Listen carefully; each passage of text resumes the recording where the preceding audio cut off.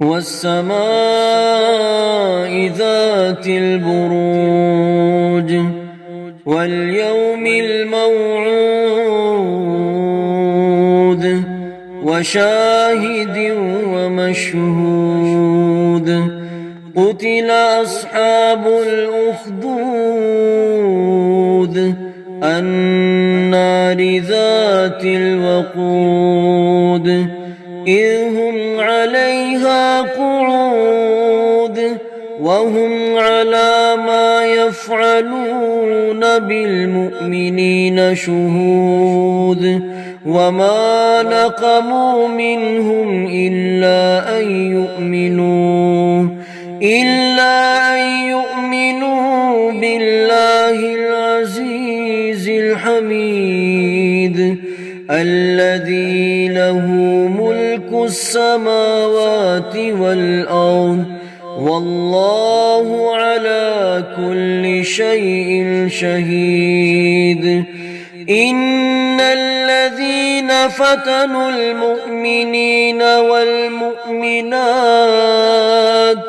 والمؤمنات ثم لم يتوبوا فلهم عذاب جهنم ولهم عذاب الحريق إن الذين آمنوا وعملوا الصالحات لهم جنات تجري من تحتها الأنهار ذلك الفوز الكبير إن بطش ربك لشديد إنه هو يبدئ ويعيد وهو الغفور الودود ذو العرش المجيد فعال لما يريد هل أتاك حديث الجنود فرعون وثمود